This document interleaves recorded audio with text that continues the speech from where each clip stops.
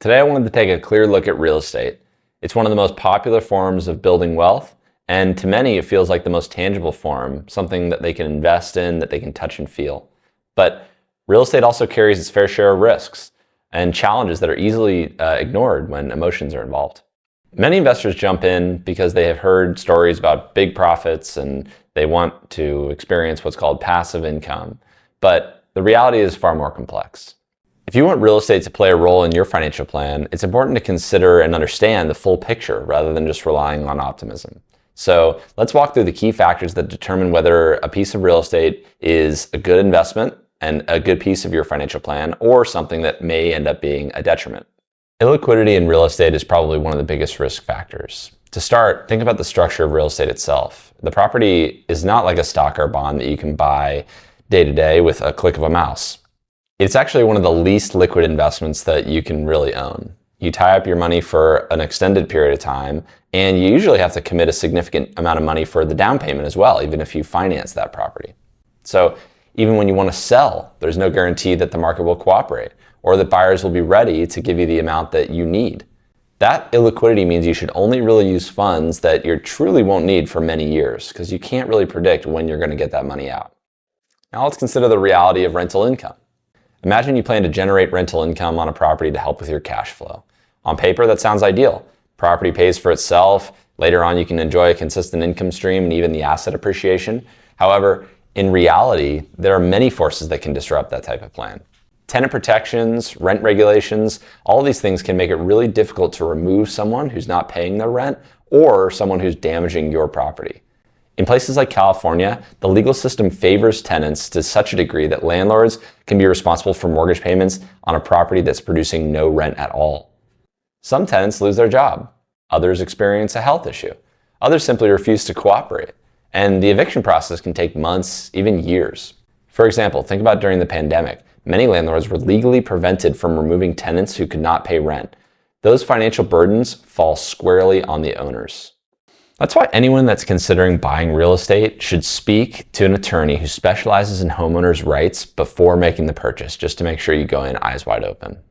Different states have completely different rules and laws too around all this, on what landlords can and can't do. If you're expecting passive income, understanding those rules is essential, since rental income is never guaranteed. And beyond the tenant issues, there's also the ongoing costs of maintaining the property. Investors often focus on the purchase price and the potential rent, but they overlook the steady expenses that occur and continue throughout the year. Property taxes, things like insurance premiums, those go up over time. Pipes break, roofs leak, appliances fail at the worst possible time, and the landscaping needs maintenance. If you don't live near the property, another dynamic is that you need to manage it, and you might need to hire a property management company to do so.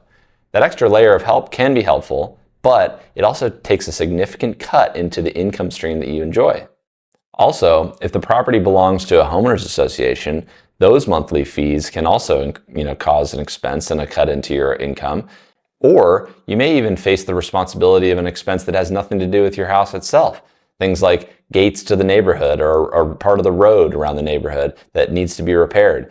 Maybe the pool's leaking in the community pool. There are all sorts of reasons a homeowners association can find an excuse to provide or to issue a special assessment. Even the most sought after properties end up empty at times, and maybe the previous tenant left early, maybe the market is slow.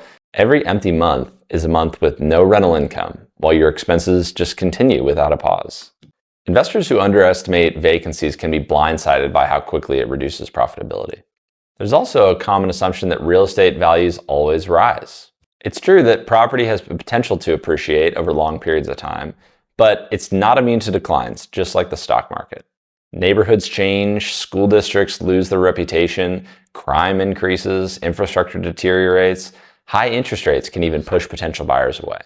And in some areas, geographic risks grow over time. Eroding cliffs, receding shorelines, unpredictable flooding, and even sinkholes can dramatically reduce a property's value. Owners who assume they had a safe asset can sometimes discover that their equity disappears, not because of anything that they did, but because of the world around the property and how that world changed faster than expected. And this isn't to say that real estate isn't a valuable investment. It can still be a good one. It can still, appreciate in value over time, build wealth, and if well thought out and planned effectively, income can support one's cash flow and even retirement goals. The key is understanding that investing in real estate isn't simple or predictable. The investors who do well are ones that understand the risks, they evaluate properties with clear expectations, and they're ready for periods when the investment requires patience rather than producing immediate returns. Before buying, consider whether the property aligns with your long-term goals, whether you're comfortable managing the responsibilities involved, and whether you can handle periods of uncertainty. That clarity is what leads to good financial decisions in every context. A few key takeaways. First, let's start with real estate is far less liquid than most people expect. Once your money's in a property, it becomes very difficult to access quickly, which means you need to be comfortable with committing those funds for several years, even decades potentially. Second, rental income is never guaranteed. Tenant protections, legal restrictions, and unpredictable life events can leave you responsible for mortgage payments even when no rent is coming in. So, understanding your state's landlord laws is key before buying a property. Third, ongoing costs of ownership can accumulate faster than most investors expect. Property taxes, insurance, maintenance, unexpected repairs, and vacancies, they can significantly reduce or even eliminate profits. So if you add a management company or a homeowners association to the mix, your profits reduce even further. Fourth, property values don't always rise over time. They don't move in a straight line. Neighborhoods can decline, economic conditions can shift, interest rates can rise, and environmental issues can develop. So any of these factors can significantly impact the value of your property. Fifth, real estate can still be a long-term valuable asset, but only if you enter with realistic expectations. Understand your time horizon, your cash flow needs, and your willingness to manage risk. That will determine whether or not a property is truly the right fit for your financial plan. When you look at a property, look past the idea of easy income, passive income, and think instead about the responsibilities, the legal environment, the costs, and the long-term commitment involved. If you approach real estate with careful planning and a clear understanding of what can go right and what can go wrong, you can make decisions that support a secure financial future instead of jeopardizing it.